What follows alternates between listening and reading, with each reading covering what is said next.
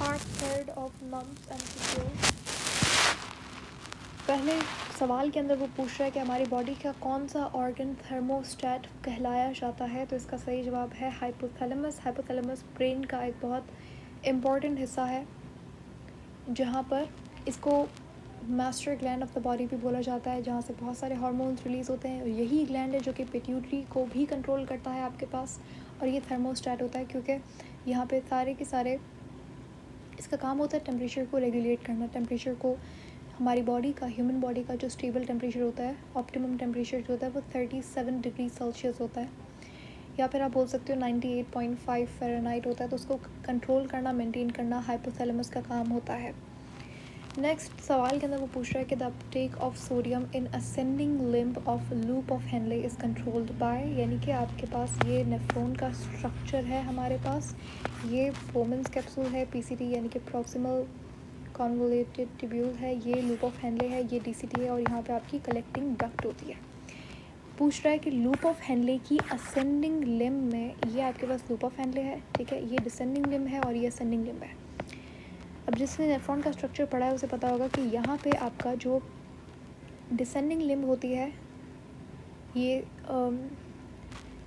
जहाँ पे मैं अभी पॉइंट कर रही हूँ, यहाँ पे आपका वाटर का रीअब्जॉर्प्शन होता है, एब्जॉर्प्शन होता है बेसिकली, और यहाँ पे जो असेंडिंग लिम्ब होती है, जो उसका अपोजिट वाली होती है, यहाँ पे आपके पास सॉल्यूट्स का रीअब्जॉर्प्शन होता है, वाटर का रीअब्जॉर्प्शन ना के बराबर होता है, ठीक है।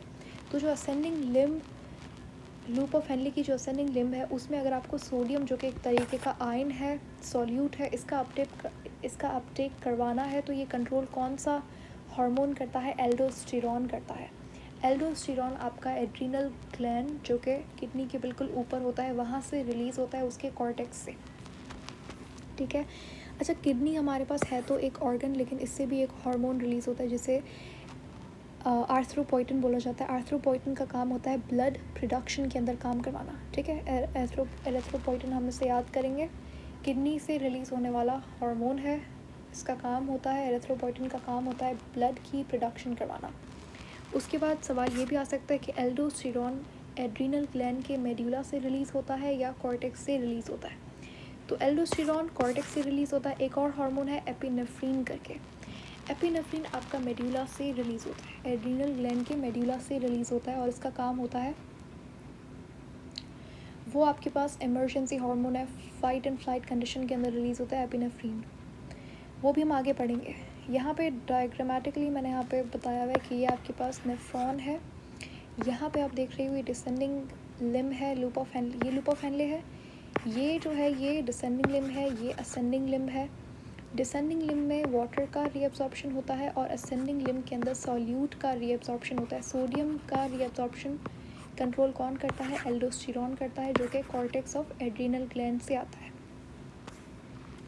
उसके बाद multi nucleated mass of the bone forming cell, अगर यहाँ पे पूछता कि bone cells are called as, तो ऑस्टियोसाइट्स आंसर होता, लेकिन बोन को बनाने वाले सेल्स को कहा जाता है ऑस्टियोब्लास्ट। पहले होते हैं osteogenic cells, osteogenic cells immature cells होते हैं, वो मेच्योर होते हैं, फिर बनाते हैं ऑस्टियोब्लास्ट। ऑस्टियोब्लास्ट फिर हमारे पास बोन फॉर्मिंग सेल्स हैं, जो कि ऑस्टियोसाइट्स बनाता है। ऑस्टियोसाइट्स डिवाइड नहीं कर सकते, ठीक है। Next question, leucoplast that store lipid, ऐसे कौन से ल्यूकोप्लास्ट जिनका काम होता है लिपिड को स्टोर करना? तो आंसर होगा हमारे पास एलायोप्लास्ट। अब यहाँ पे प्लास्टिड के बारे में आपने पढ़ा होगा। प्लास्टिड एक बहुत इंपॉर्टेंट ऑर्गेनल है, प्लांट्स के अंदर पाया जाता है, इसका काम होता है पिगमेंट को स्टोर करना या किसी और चीज़ को, स्टोरेज इसका मेन काम होता है। 3 टाइप्स होते हैं प्लास्टिड के, एक होता है क्लोरोप्लास्ट, जो कि क्लोरोफिल नाम का पिगमेंट होता है, ग्रीन कलर का, फोटोसिंथेसिस के अंदर काम आता है, उसको स्टोर करता है। फिर जितने भी और रंग बिरंगी रेनबो कलर्ड पिगमेंट्स होते हैं, ग्रीन, येलो, पर्पल वगैरह, ग्रीन नहीं एक्सेप्ट फॉर ग्रीन, जितने भी पिगमेंट्स होते हैं वो क्रोमोप्लास्ट स्टोर करता है। क्रोमोप्लास्ट बनता है क्लोरोप्लास्ट से, ठीक है। उसके बाद एक और लास्ट प्लास्टिड हमारे पास होता है ल्यूकोप्लास्ट।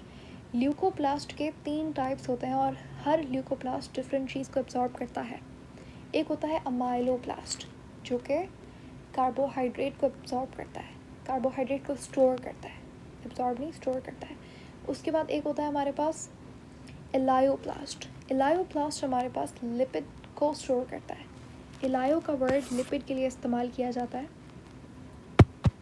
और एक हमारे पास होता है प्रोटीन को स्टोर करने वाला। ये आपका काम है टू फाइंड आउट कि कौन सा ल्यूकोप्लास्ट प्रोटीन को स्टोर करता है, ठीक है। एक और वर्ड होता है इटियोप्लास्ट। इटियोप्लास्ट क्या होता है? ये ल्यूकोप्लास्ट का टाइप नहीं है, लेकिन इटियोप्लास्ट बेसिकली आपका वो प्लास्टिड होता है, इमेच्योर प्लास्टिड होता है, जो कि आगे जाके क्लोरोप्लास्ट बनाता है, ठीक है। तो इटियोप्लास्ट क्लोरोप्लास्ट बनाने में काम आता है। क्रोमोप्लास्ट, देखो इटियो पहले होता है प्रोप्लास्टिड, इमेच्योर प्लास्टिड को प्रोप्लास्टिड बोलता है। उससे बनता है एटियोप्लास्ट, उससे बनता है क्लोरोप्लास्ट, फिर क्लोरोप्लास्ट बनाता है आपके पास क्रोमोप्लास्ट, और फिर ल्यूकोप्लास्ट आपके पास एक अलग तरीके का प्लास्टिड होता है, ठीक है।